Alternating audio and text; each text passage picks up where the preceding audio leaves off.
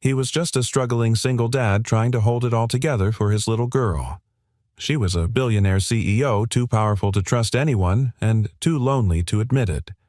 When their worlds collided over a borrowed car and a forgotten umbrella, neither of them expected what would follow, a story about second chances, about the kind of love that isn't loud but lasts. Stay with me, because this one might just stay with you. How would you like to respond politely? Or, poetically brutal, Sloane Everhart's assistant set the envelope on her desk like it was a live grenade wrapped in ivory satin. Sloane looked up from her laptop.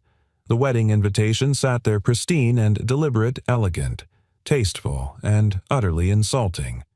She picked it up and skimmed the gold-embossed text. Maxwell Grant and Madeline Hawthorne cordially invite Ms. Eutyce and Sloane Everhart to celebrate their union. She let out a low chuckle, sharp as glass. He actually thinks I'd show up. The assistant shrugged. I think that's the point, to see if you've crumbled yet. No. Sloane set the envelope down, her voice like cold steel. He doesn't want me there. He wants to measure the damage. She rose from her chair and walked to the floor-to-ceiling window, staring out over Manhattan's glittering skyline, blurred slightly by a gentle drizzle. Everhart Tower reflected her own image, tall, composed, untouchable. This isn't an invitation, she said. It's a provocation. The assistant waited a beat. So, will you go? Silence stretched. Then Sloane turned her gaze suddenly electric with purpose. Oh, I'll go, she said, but I'm not going alone. 3 days later. Lower lobby, Everhart Holdings. Jack Whitmore pushed a dolly stacked with water crates down a polished corridor, muttering to himself. 15th floor, premium spring water. And don't let the suits ask about the delivery schedule. He rounded the corner and nearly collided with a woman. Sorry, I didn't. He looked up and froze. There she was, Sloane Everhart. He didn't need a name tag or introduction. She had that presence, the kind that parted crowds and quieted rooms, not from fear, but sheer command. She stopped too, watching him, not like she was seeing a delivery guy, like she was assessing something. Jack was tall, lean, rugged, faded shirt, worn jeans, and gloves that had seen more hard days than he cared to count. But his posture was straight, his eyes unflinching. When a small girl peeked out from behind him and tugged at his shirt, "Daddy, they gave us the wrong box again." His face softened instantly like a quiet crack in a concrete wall. Sloane narrowed her eyes. Not at him, at something in herself. Something she hadn't felt in a long, long time. "What's your name?" she asked. Jack blinked. "I'm the guy with the hand truck. Not exactly on your recruitment radar. I didn't ask for your resume." "Jack Whitmore, are you free?" "Saturday night?" His brow furrowed. "No, Saturday night I'm tutoring third-grade math. For her." She smiled faintly. "I need you to come with me to a wedding." "Whose wedding?" "My former fiancé's. He left me. Now he's marrying someone else." Jack tilted his head. "You want me to do what, make a scene? Flash a smug smile, be your tuxedoed rebound." Sloane stepped closer. Her voice didn't rise, it sank. Dangerous and calm. "I want him to regret everything, and I want you to be the reason." Jack let out a low laugh and shook his head. "Lady, you could hire a male model or a B-list actor." "What do you need me for?" She held his gaze. "Because they don't have your eyes." That stopped him. Not because it was flattery, it wasn't. It was precise. For the first time in years, someone didn't look through him. They saw him. How much he asked? 50,000. One night, no touching, no romantic charades. Just be polite, poised, and make him feel insignificant. He went still. 50 grand. With that, he could get his daughter the ear surgery she needed. Cover 3 months' rent. Breathe. He knelt, adjusted the girl's collar gently, then looked up again, and this time there was fire in his eyes. "One condition," he said. Sloane raised an eyebrow. "Go on. I pick my own suit, and I don't pretend to be anyone else." A rare smile curved her lips, the kind that didn't come easy. "Perfect," she said. "I'm not hiring a role. I'm hiring a man no one forgets." Rain tapped gently against the tall windows of the Everhart executive suite as Jack stepped into the room like he was walking into enemy territory. He'd swapped his delivery uniform for a simple gray Henley and clean jeans, but still looked out of place amidst marble floors and art that didn't come with price tags. Sloane stood at the bar pouring herself a glass of still water. She didn't look up when she spoke.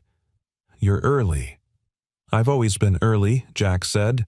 "The world tends to forget you if you're late and unimportant." She turned, then measured, elegant, composed. "And are you unimportant, Mr. Whitmore?" He met her eyes without blinking. "You tell me. You picked me out of a lineup of ghosts." There was a silence between them, dense and unspoken. Sloane gestured toward the armchair across from her. "Sit." Jack did cautiously. "You have questions," she said. "Ask them." He studied her. "Why me, really?" Sloane set the glass down, her fingers never fidgeting. "Because you don't look like someone who needs to prove anything. And that terrifies people who need constant applause." He leaned forward. "You want to make your ex jealous." "I want him unsettled," she replied. "I want him to look at you and wonder how I replaced him with someone who doesn't crave the spotlight. Someone solid. Someone real." Jack raised a brow. "That's a pretty expensive therapy session you're staging." Sloane's lips curled faintly. "I'm not interested in healing. I'm interested in disrupting." Jack's fingers tapped his thigh slowly. "You ever think maybe he won't care, that you'll walk in with me and he'll just smile and move on?" Her voice dropped an octave. "Maxwell doesn't smile unless he's winning. He left me for a family name, not a person. And now he wants me there to watch the final act like some failed investment." Jack tilted his head. "So you want to be the ghost that haunts him?" "No," she said. "I want to be the storm he never saw coming." Jack leaned back, letting that land. "All right," he said after a pause. "I'll do it. But I want everything in writing," he added. "No surprises, no weird requests. And if your rich friends try to turn me into some circus trick, I walk." Sloane nodded, already reaching for the tablet on her desk. "Done." "And one more thing, Mr. Whitmore Jack." "Jack," she repeated. "If you're going to walk beside me, I need you sharp. You'll have to handle a conversation with CEO's hedge fund wolves and the occasional socialite who thinks waitstaff are furniture." He smiled dryly. "I used to run a room like that, back when people still took my calls." She paused.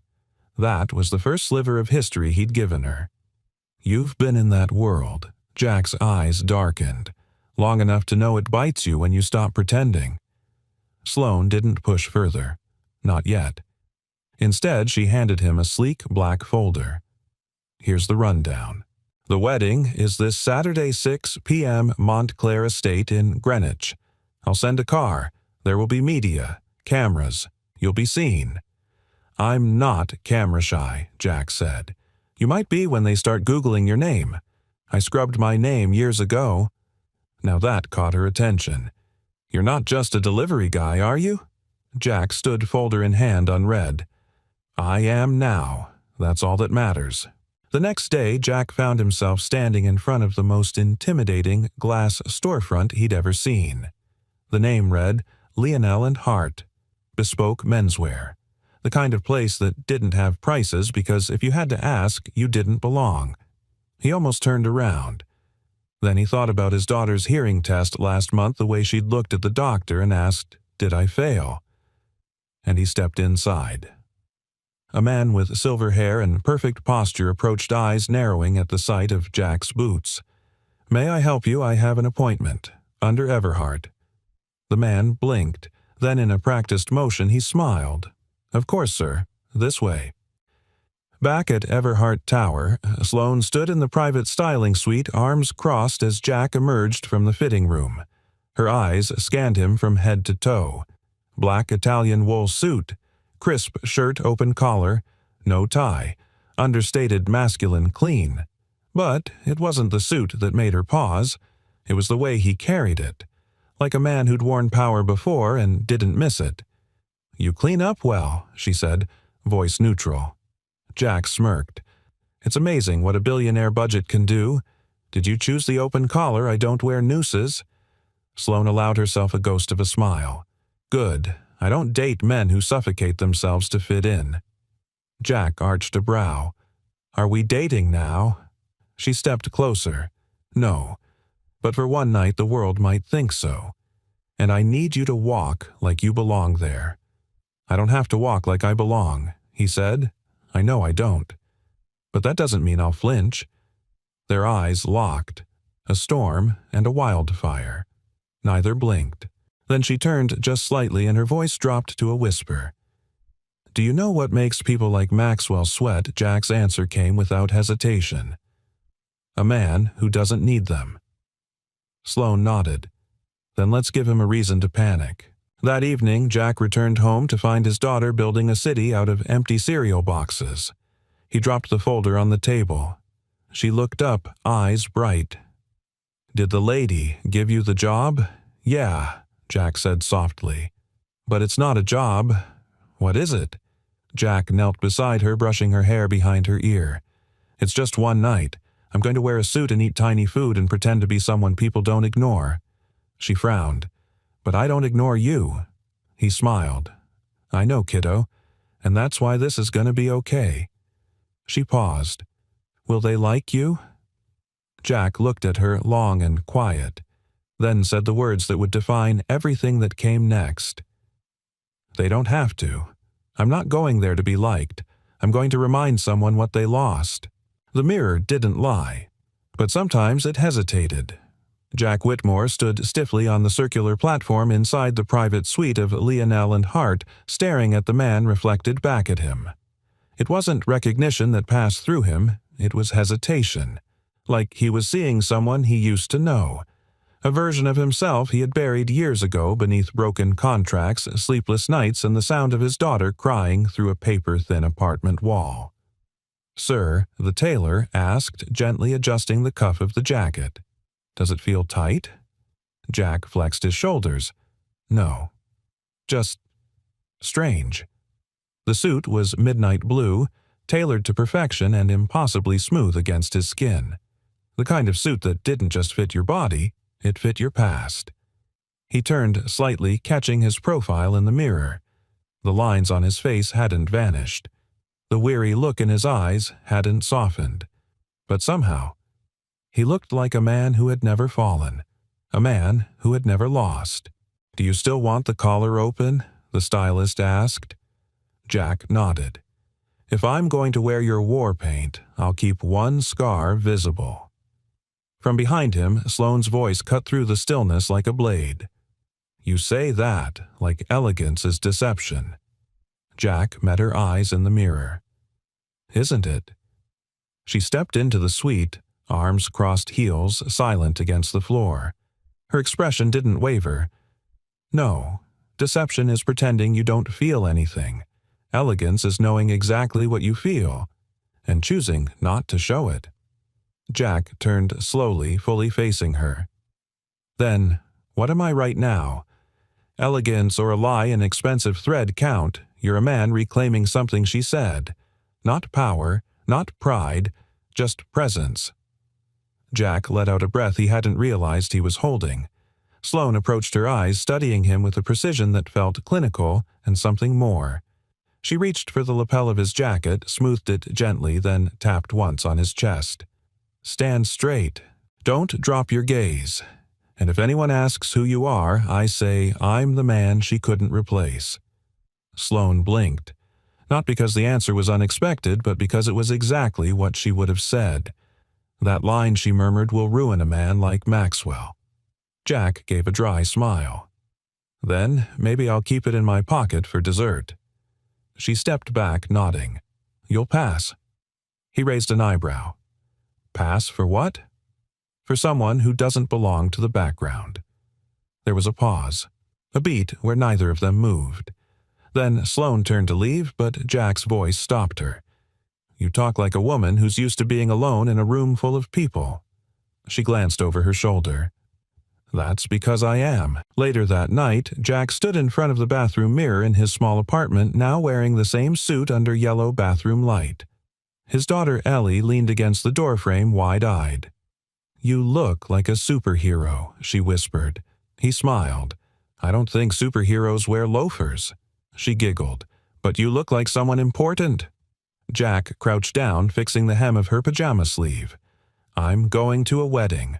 Remember, will there be cake?" "Probably." "Will they know you?"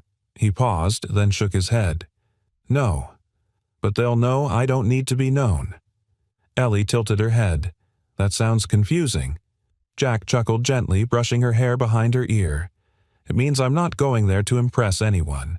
I'm going because someone invited me, and for the first time in a long while I think someone actually saw me."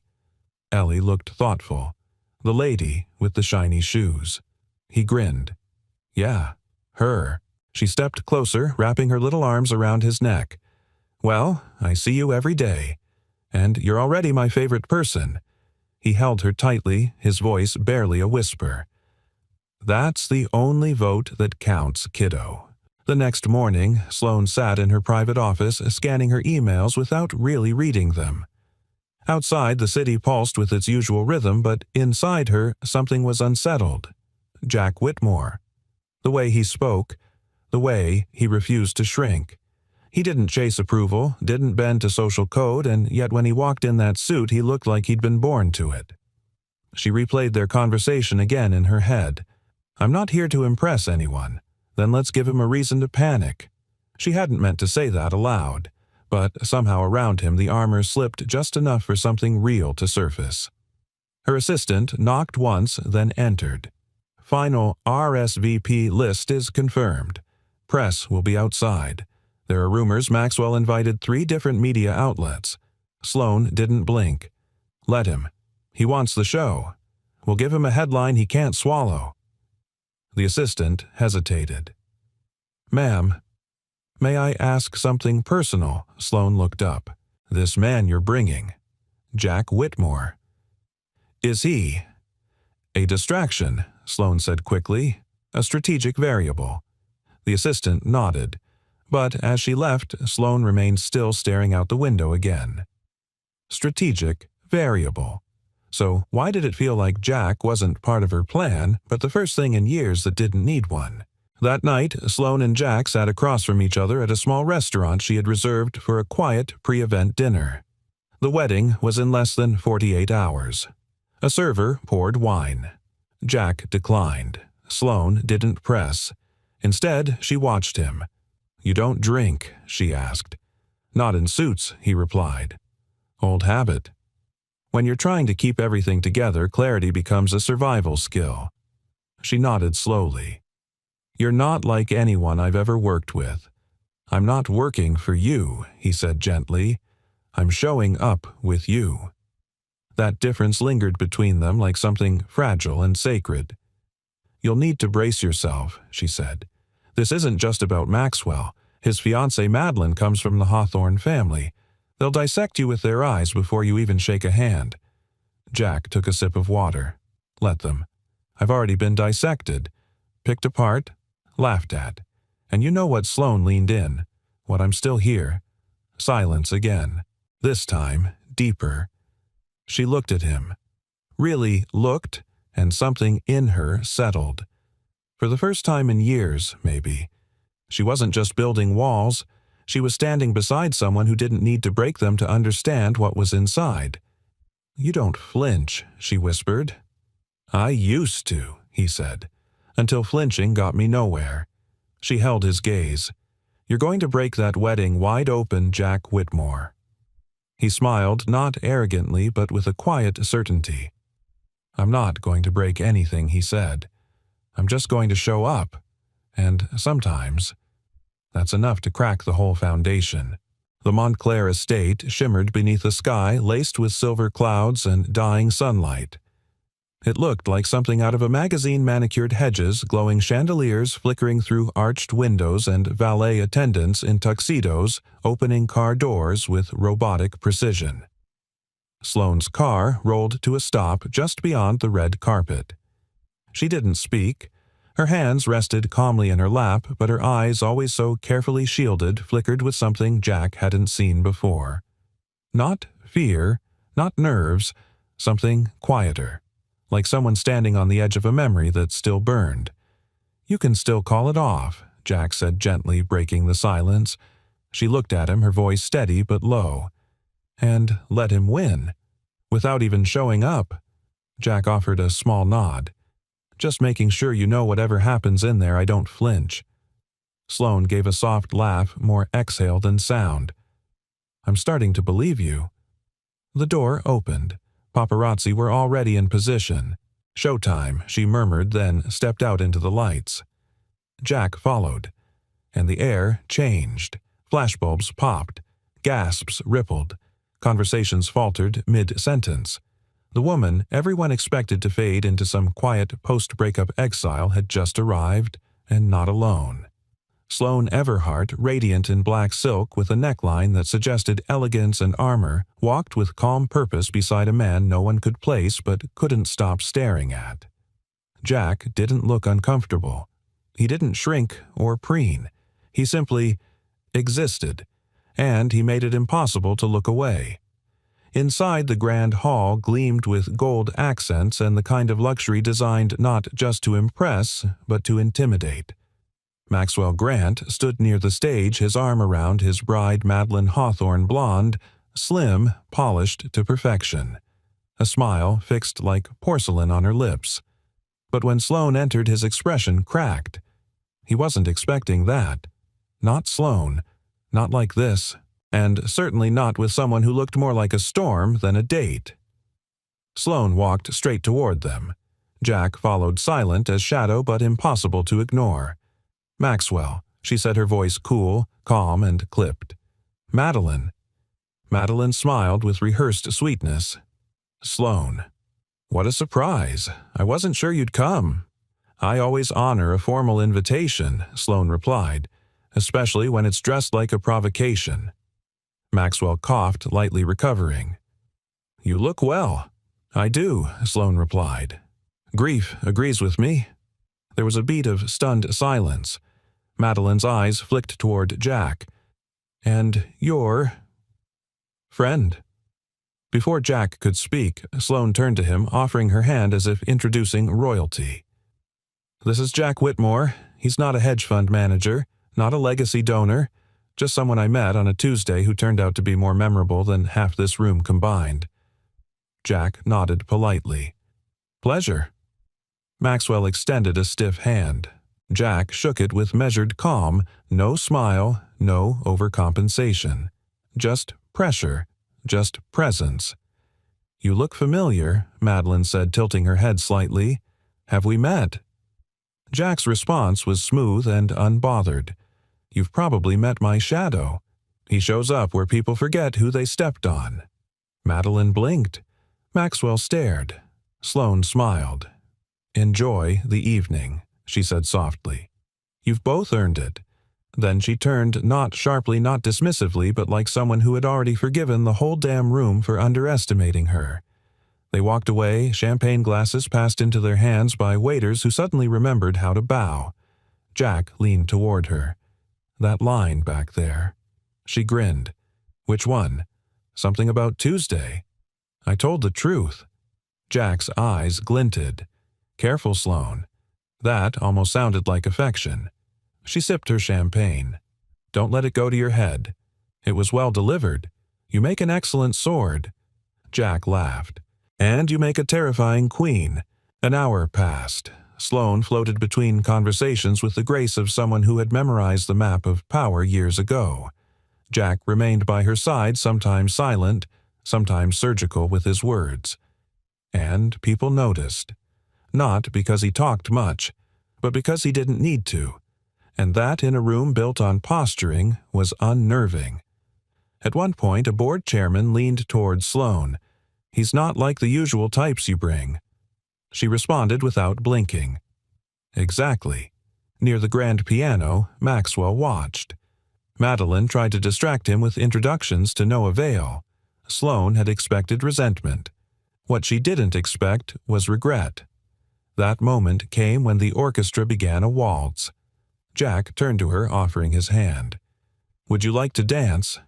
Sloane hesitated, not because she was unsure, but because it had been years since anyone had asked her anything without an angle. She nodded. They moved together under the chandeliers, his hand firm on her back, her steps precise but soft. There was no performance, no spectacle, just two people who for a brief moment fit. "You're good at this," she murmured. "Spent a few years dancing in circles. Different kind, but it trained me."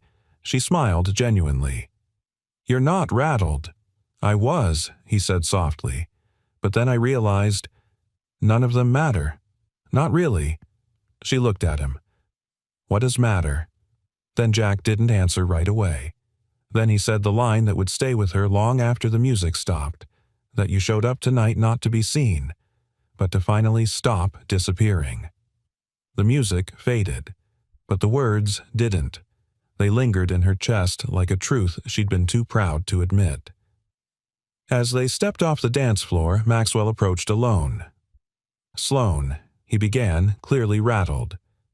"Can we speak for a moment?" Jack moved to step back, but Sloane touched his arm lightly. "Stay." She turned to Maxwell. "We've already spoken, Max. You just didn't listen." "This isn't about the past," he said quickly. "It's about closure," she cut in. "You don't get to rewrite the ending." He opened his mouth, but her voice was firm, final. "You left. And tonight I walked into your wedding and didn't fall apart. That's all the closure either of us is getting." Maxwell looked at Jack one more time, and for the first time all night he blinked first. As he turned and walked away, Sloane let out a slow breath. Jack leaned in, voice low. Was that as satisfying as it looked?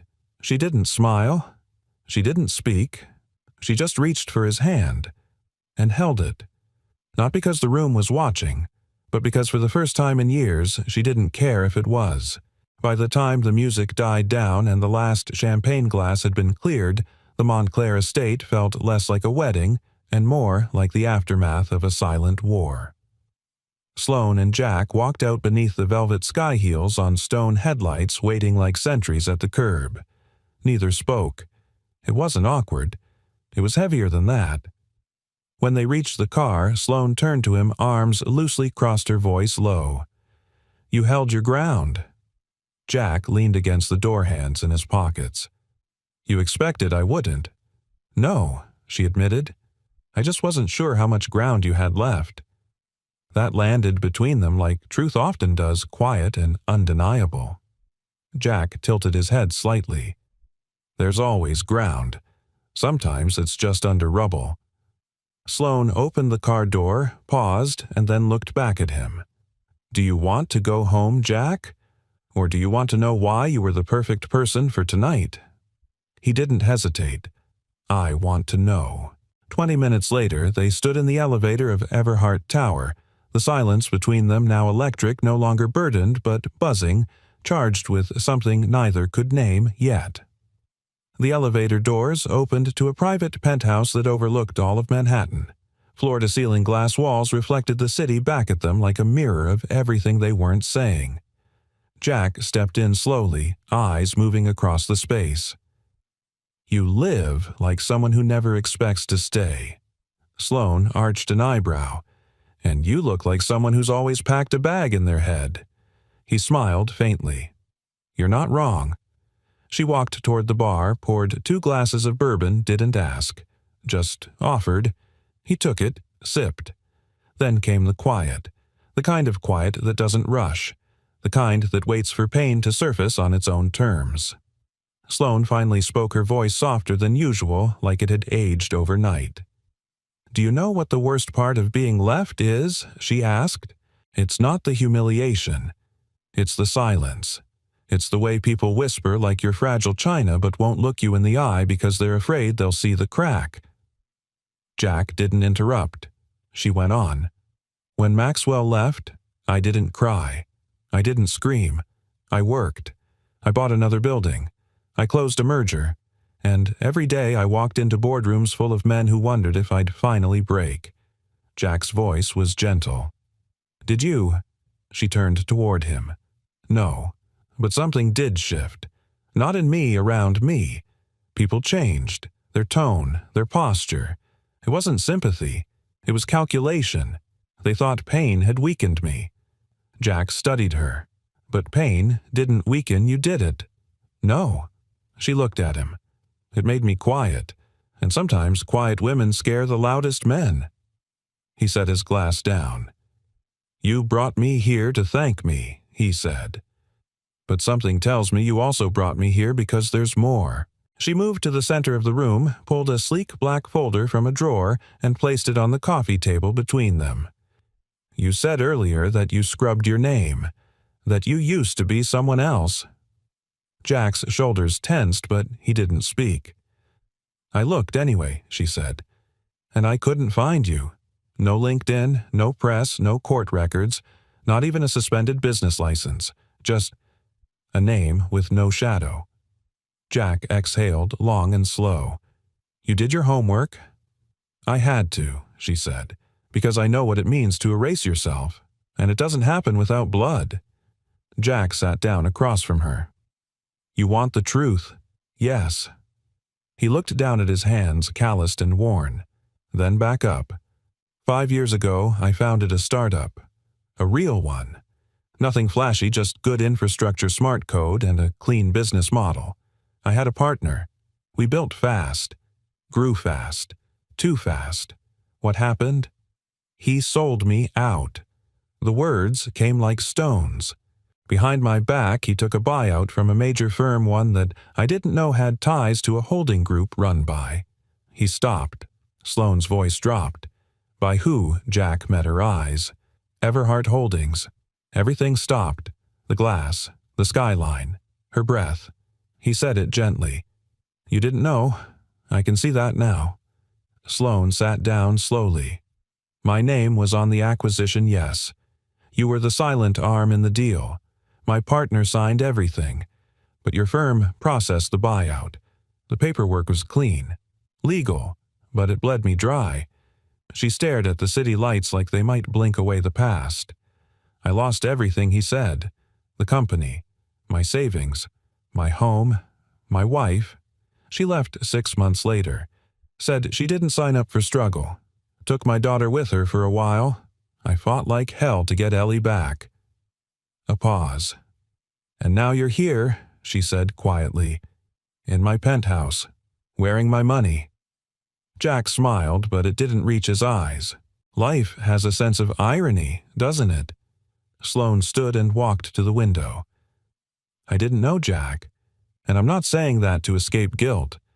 I'm saying it because I want you to know if I had seen your name, your face, your company. I would have questioned that deal. He watched her. You're not responsible, he said, but you're part of it. That's the difference. She turned back to him. So what happens now? Jack rose to his feet. That depends. On what? On whether this was all just theater for your ex, or if you meant what you said when you told him I wasn't someone you could replace. Silence. Then her voice softer than he'd ever heard it. I meant it. Jack walked toward the door slowly, paused with his hand on the handle. When someone takes everything from you, he said, you don't get to decide what justice looks like. You just pray for one good day. He turned to her. Tonight was a good day. And then he left, leaving Sloane standing alone in the glow of everything she'd built and realizing maybe for the first time how much of it had been paid for in someone else's loss. The next morning, the sun broke through the clouds like a reluctant truth, beautiful but too bright for the mood it landed on. Jack sat on the fire escape of his apartment, sipping lukewarm coffee from a chipped mug. Below the street murmured with the usual chaos of early deliveries, barking dogs, and a bus that always arrived 5 minutes too late. Ellie was still asleep inside, tangled in her tattered pink sheets, clutching her worn, stuffed rabbit. Last night kept echoing in Jack's mind like a song with no chorus. He had stood in the belly of privilege met ghosts in tuxedos, and watched a woman who had unknowingly played a part in his downfall reach for something that looked dangerously like redemption. And now he was empty again. Not broken, just drifting. His phone buzzed. Sloan Everhart. He stared at the name a moment before answering. "Morning," he said, voice rough with fatigue. "I didn't sleep," she replied. "Didn't ask you to." A pause. "I keep thinking about what you said before you left," she continued. "That you don't get to choose what justice looks like only to hope for a good day." Jack waited, and I realized she said softly, "I've never actually had one. Not a good day. Not the kind that comes from peace, only the kind that comes from power." He said nothing. Sloane's voice tightened. "Would it make a difference if I tried to fix what happened to you?" Jack let out a quiet laugh. "You don't fix something like that. You outlive it. But maybe I don't want to be the kind of woman who just outlives things anymore." Jack's expression hardened. "Then be the kind who looks it in the eye." Silence. "Jack." She hesitated. "There's something else." And there it was. That shift in tone. That tremor of withheld truth. He closed his eyes. "Say it." I pulled the original acquisition files from the archives, and there's a name on the dotted line I didn't expect. Jack's breath slowed. She said it carefully, like placing glass on marble. "Your ex-partner? He didn't just sell you out, he was paid extra to do it. And the person who authorized the payment was my father." Jack stood. The mug in his hand cracked slightly under his grip. "Your father?" "Yes. Not a board member. Not a legal advisor. Your blood?" I didn't know she whispered. "My father used ghost entities. He had his own war games, going always has. He bought your company not for profit, but to bury something. I don't know what yet." Jack paced, the narrow ledge jaw clenched. "So I was never even a target. Just collateral damage." "Yes. And you thought telling me this would help? I thought not telling you would be worse." He stopped pacing. "You think this changes anything?" Sloane's voice cracked just slightly. "It should." "No," Jack said. "It just completes the circle." Then he hung up. Later that afternoon, Jack stood outside a community center where Ellie had her after-school drawing class. The mural on the side wall was faded, but still beautiful, 100 tiny handprints forming a single tree. A woman approached from the parking lot, dressed simply but sharply. It was Sloane. Jack didn't move. "How did you find me?" "I asked the doorman at your building. He likes me better than you do." He turned to her slowly. "I told you everything you needed to know last night." "No," she said, stepping closer. "You told me everything that hurt, not everything that mattered." Jack looked away. Sloane's voice softened. "You once said people don't flinch when they've lost everything. But maybe flinching isn't weakness. Maybe it's proof we still feel." He stayed silent. She tried again. "You showed up for me when I needed someone to steady the room. You held the line when the floor beneath me cracked. I didn't bring you into my world to ruin yours, Jack." "You didn't ruin it," he said flatly. "You just reminded me what it felt like to lose it twice." Sloane's eyes glistened, but not with tears. With restraint. "I can't change the past," she said. "But I can fight the future. I can expose what my father did. Clean house. Make sure no one else gets caught in his shadows." Jack studied her. "Why for me?" "No," she said. "For myself. Because if I don't, then everything I've built is just a throne on top of other people's bones." He let out a slow breath. Then Ellie burst through the doors waving a drawing. "Daddy? Look, I drew a princess on a motorcycle." Jack knelt, took the paper, and smiled. "Fastest royal in the kingdom." Ellie spotted Sloane. "Is that your friend with the shiny shoes?" Sloane smiled. "That's me. Are you going to come to my birthday party?" Jack and Sloane exchanged a look. Ellie grinned unbothered. I want cake with strawberries and no grown-up talking. I'll try, Sloane said gently. But I might be late. Ellie nodded solemnly as if that was fair. Jack stood again. Sloane looked at him. I'm not asking for forgiveness, Jack. I'm asking for the chance to stand beside you not as your fixer, but maybe one day as your friend. He watched her for a long moment, then finally spoke.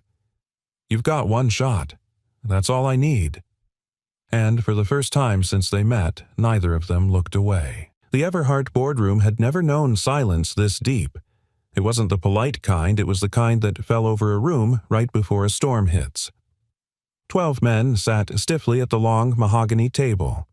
Most were veterans of mergers, takeovers, corporate chess played with other people's lives. But today, Sloane Everhart wasn't playing chess.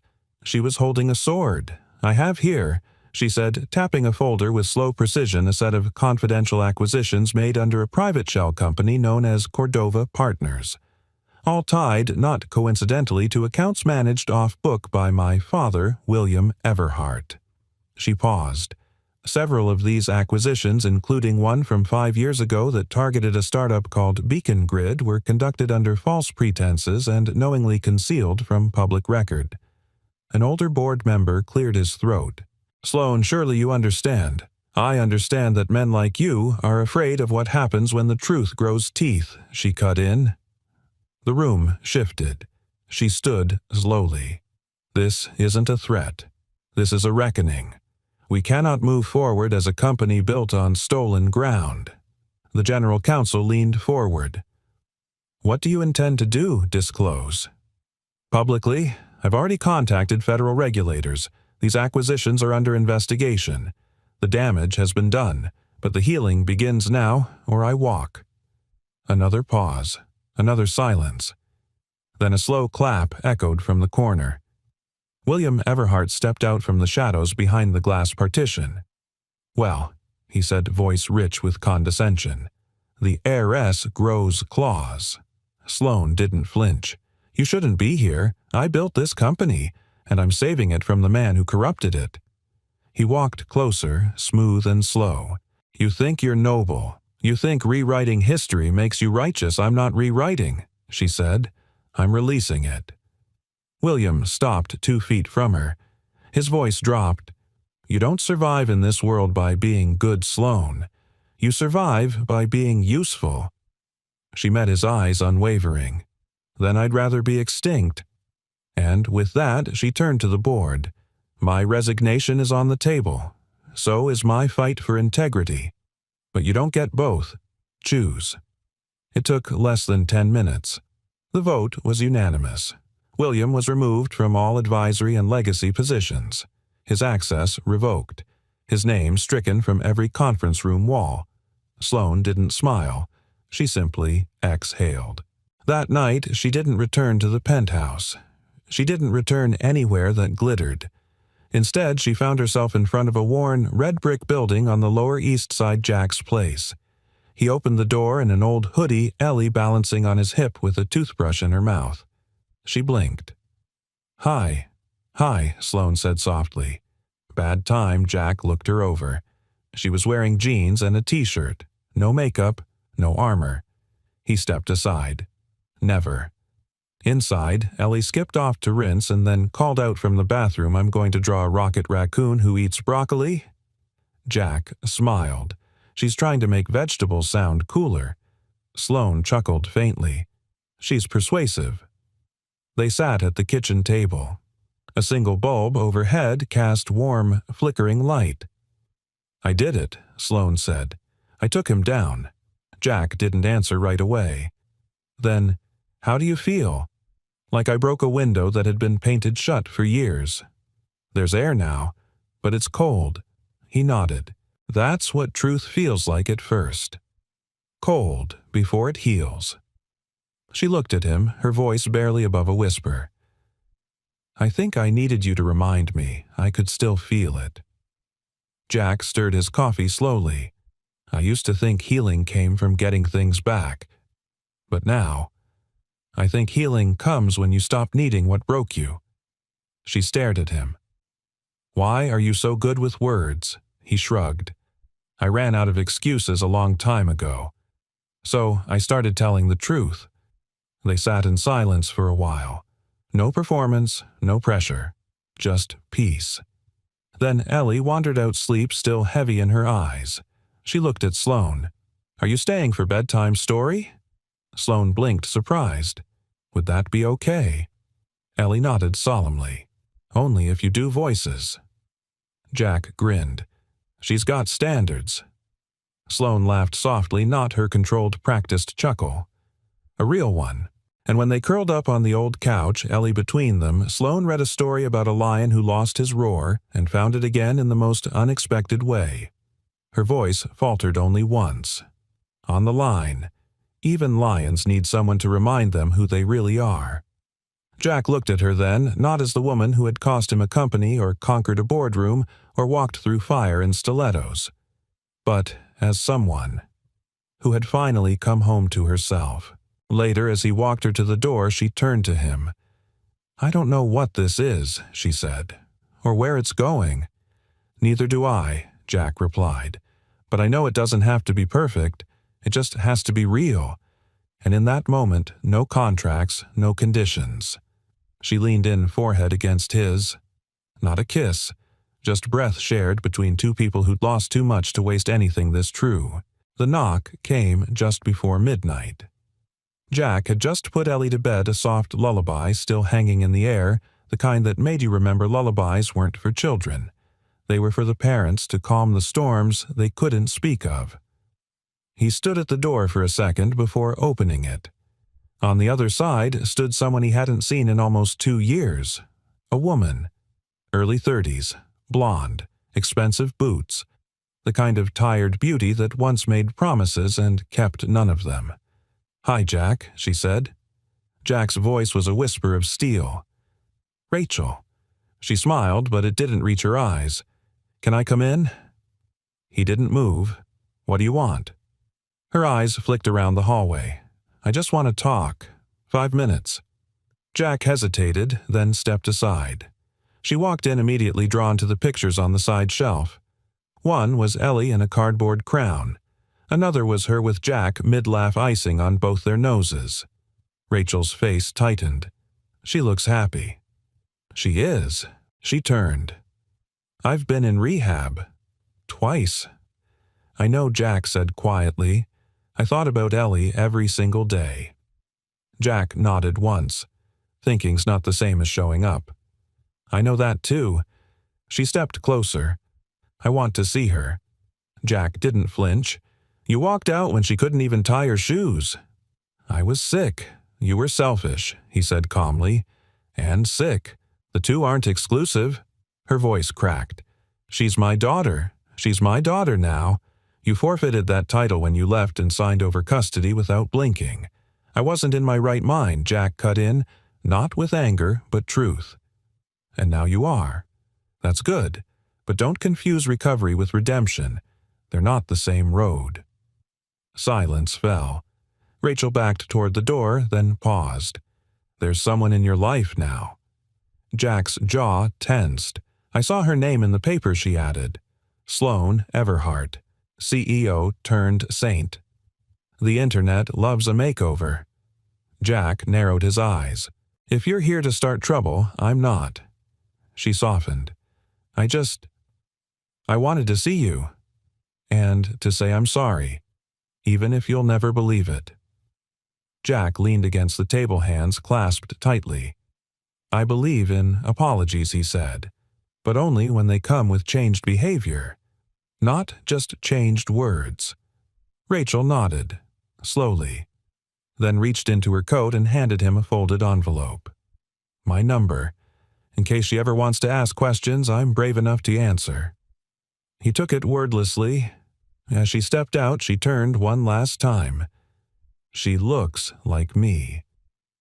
Jack looked her straight in the eye. No, she looks like hope. And hope looks like whoever fights for it. The next morning, Sloane was already seated at the corner booth of an old diner Jack used to frequent with Ellie on weekends.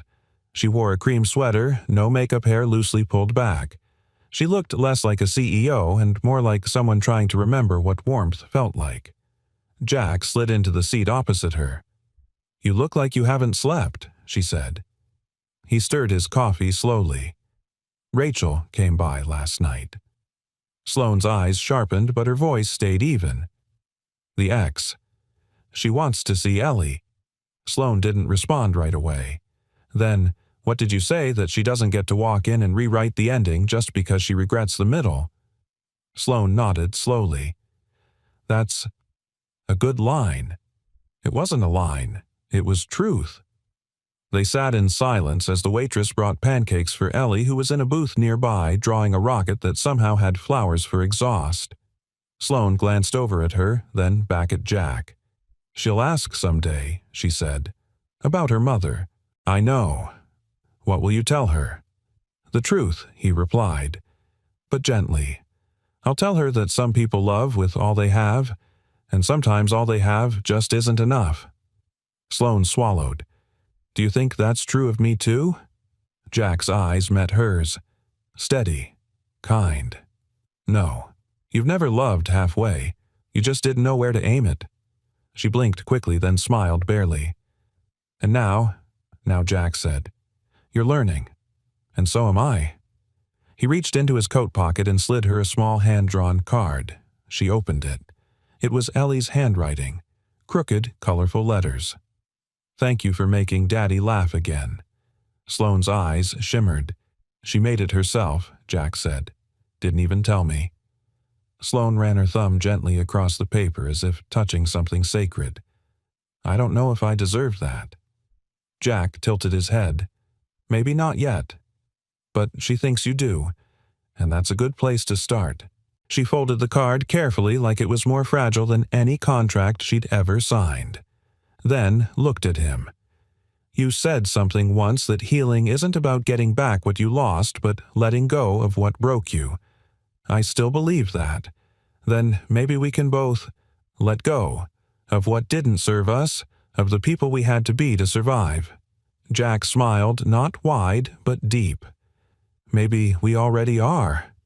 At that moment, Ellie came bouncing over holding up her drawing. "I added a parachute in case the rocket gets scared." Jack chuckled. "Smart thinking." Sloane leaned down. "Even the strongest rockets need a soft way back to Earth." Ellie beamed. "Do you want to color the next one with me?" Sloane blinked. "I'd love to." As they sat there, Jack watching the two people who had cracked open parts of him he thought long buried, something settled in his chest. Not peace. Not yet. But the beginning of it. The city breathed in soft blues and golds that evening, the hour between exhaustion and stillness, when even the noise quieted enough for people to hear their hearts. Jack stood at the foot of the rooftop stairs, staring up at the soft glow above. Sloane had sent a message earlier.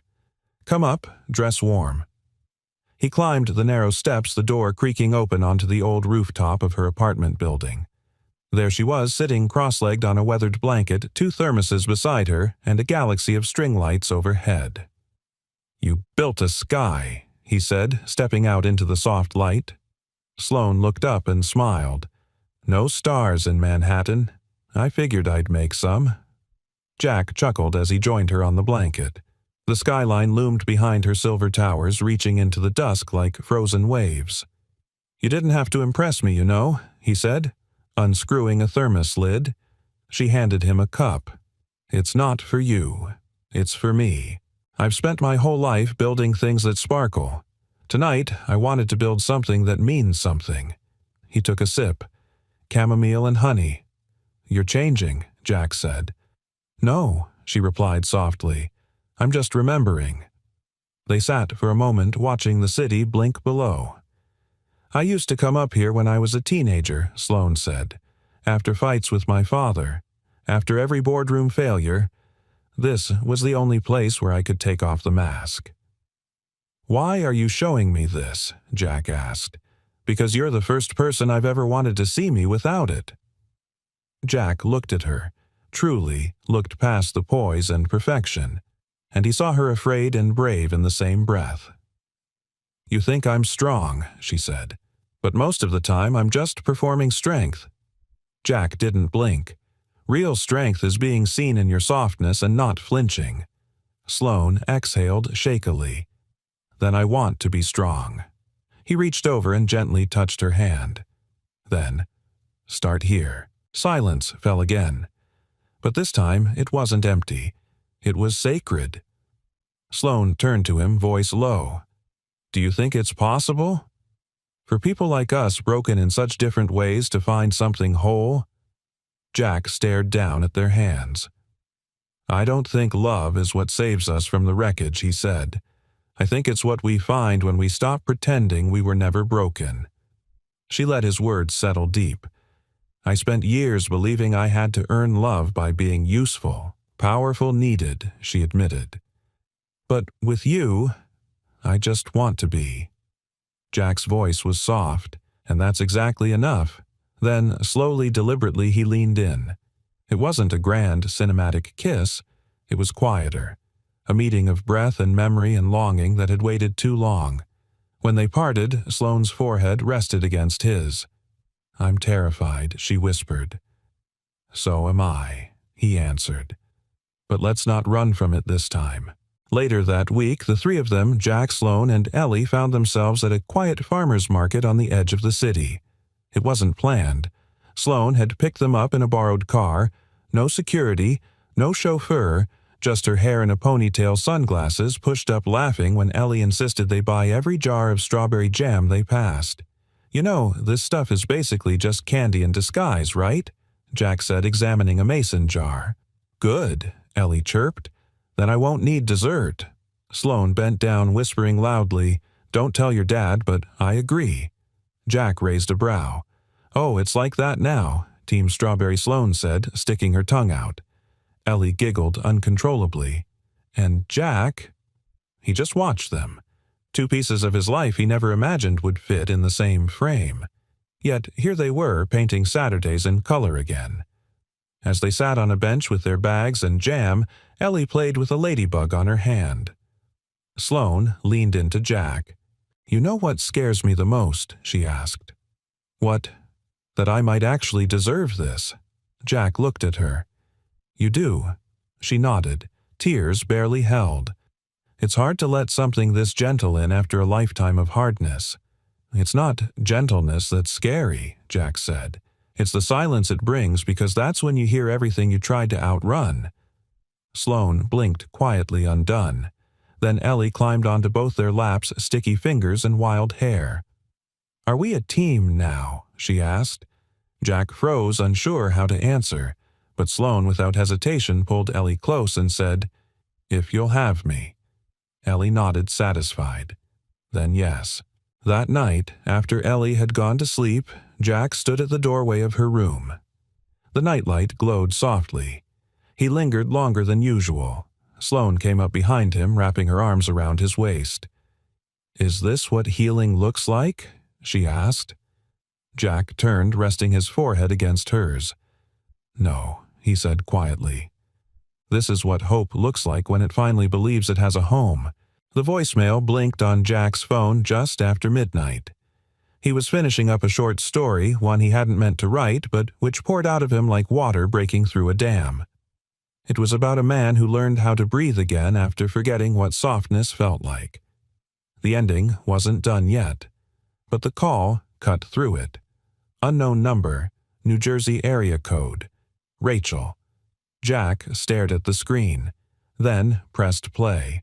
Hey, I know you said not to call, but I couldn't stop thinking about what you said about needing to earn redemption, and I think I can do that. I met with a family lawyer today. I'm filing a petition for joint custody. The air left the room. I'm not trying to take her away, Jack. I just want her to know I didn't give up forever, and if it matters, I'm clean. I'm staying clean. You're a good father, but I'm still her mother. That has to count for something. Click.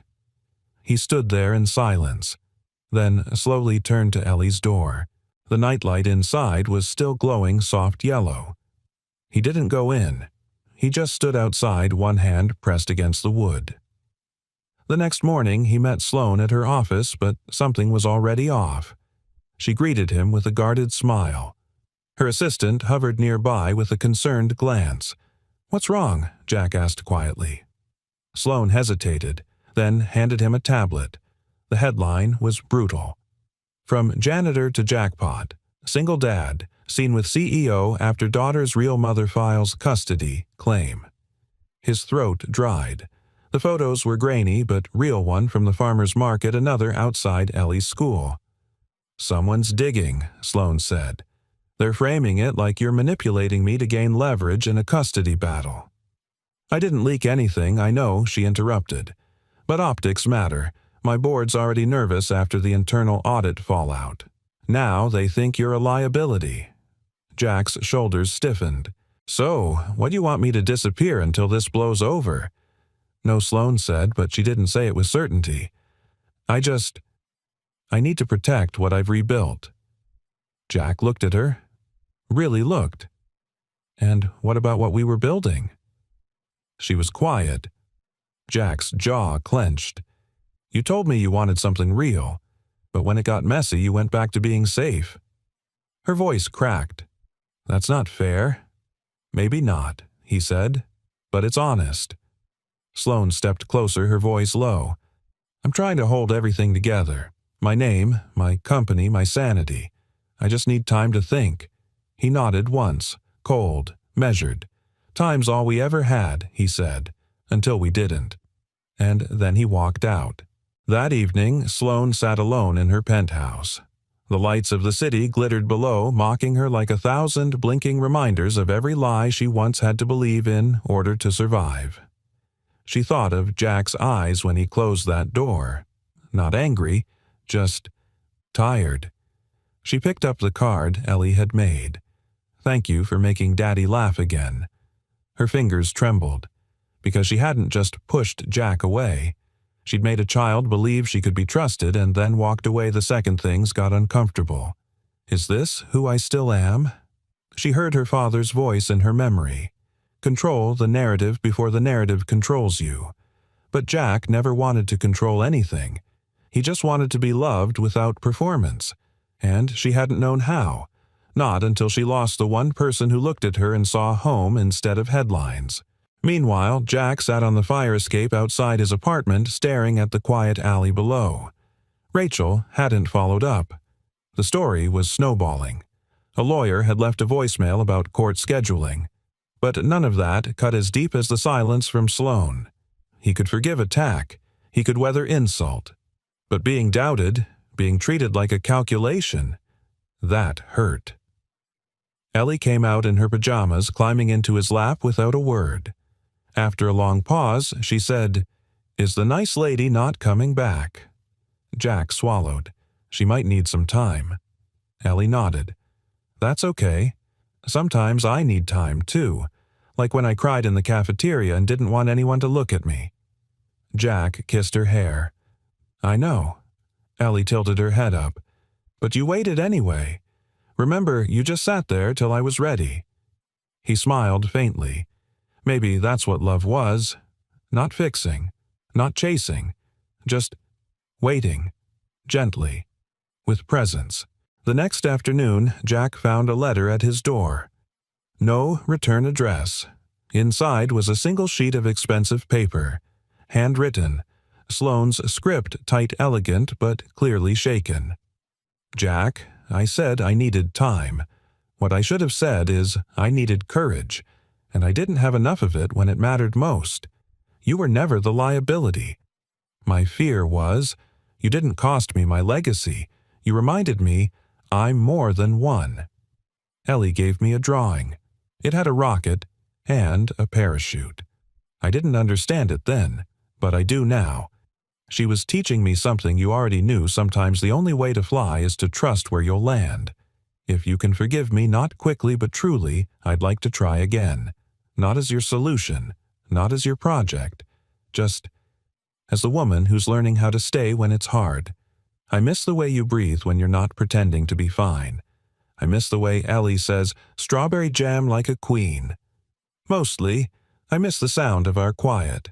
Sloane Jack stood still reading it twice, then folded it carefully, placed it in his pocket, and looked up at the sky, already darker, but not without stars. The court date came and went quietly. Rachel never showed. Her lawyer explained it was voluntary, that she had withdrawn the petition after serious reconsideration. Jack didn't ask for more. He didn't need it. Sometimes closure came not as a bang, but as a decision to stop bleeding into old wounds. He walked out of the courthouse holding Ellie's hand. The day was bright breezy. She skipped beside him, unaware of the battle that had been dodged, and perhaps that was the truest victory of all. They stopped for ice cream strawberry, of course. Extra messy, Ellie said, eyes sparkling. Just how you don't like it. Jack laughed. That's how I know it's yours. She giggled as she smeared a dot of pink on his nose, and for a long, sweet moment it felt like the world was enough. That night a knock came at the door. Jack opened it slowly. There she was in jeans, a simple coat holding nothing but a folded piece of paper. Sloane. Her hair was slightly windblown. Her eyes were tired, and still she looked more beautiful than she ever had in heels and power suits. She didn't speak at first. Neither did he. Then she said, I forgot how to knock until you reminded me that doors only stay closed when we're too afraid to ask for another chance. Jack stepped aside. She walked in. Ellie looked up from the couch, blinked twice, then grinned. You came back. Sloane knelt beside her. Only if it's okay with you. Ellie nodded with unfiltered joy. You missed the rocket launch. I'll never miss another one, Sloane whispered. That's a promise. Ellie threw her arms around her, and Jack watched silently, reverently, as the broken places in 3 separate hearts began stitching themselves together, thread by thread, choice by choice. Later, after Ellie had fallen asleep with Sloane's hand still in hers, Jack led her to the kitchen. They sat in silence, the kind that no longer felt like avoidance, but intimacy. Jack poured tea. You didn't have to come back. I know. He met her eyes. So why did you? She exhaled long and real, because running never healed me. But the silence between us, it hurt more than anything I've ever walked away from. And I realized, I don't want to be the woman who builds empires and loses every room worth living in. Jack looked at her unflinching. And what do you want to be? She leaned forward. The woman who stays. The one who learns how to color outside the lines with a 6-year-old and gets strawberry jam on her silk blouse. The one who laughs at midnight and cries in the morning and is never afraid to say, I was wrong. He smiled, soft, tired, whole. I was wrong, too. She blinked. I thought love had to be earned with suffering, that I needed to prove I wasn't broken. But maybe love is what happens when 2 people agree to carry each other's pieces and never pretend they aren't sharp. Sloane reached for his hand. I'm not perfect, Good Jack said, because perfect never taught anyone how to stay. They sat there until the tea grew cold, but the moment only grew warmer. Weeks passed, and love like soil turned in spring began to bloom again. Jack started writing again, not just short pieces for himself, but chapters of something bigger. A novel, maybe. One about second chances. One that didn't start with perfection, but with mess, and grew into grace. Sloane stepped back from her board chair. Not in retreat, in renewal. She launched a foundation under her mother's name, one that helped working-class parents find childcare while they rebuilt their lives. And on Sunday mornings, the 3 of them, Jack, Ellie, and Sloane, made pancakes. Burnt ones, with too much syrup, and laughter that didn't need to be explained. One morning, Ellie stood in the hallway with a crumpled piece of paper in hand. I made this, she said shyly.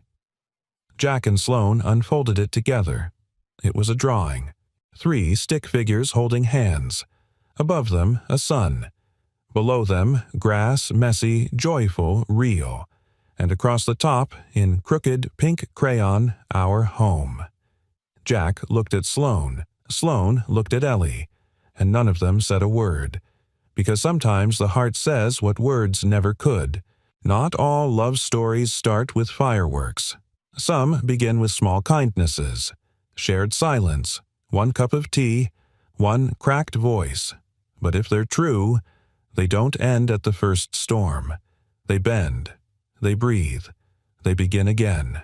And that's how a simple arrangement turned into something far greater than either of them could have imagined. A new beginning, built on trust, compassion, and a love they never saw coming.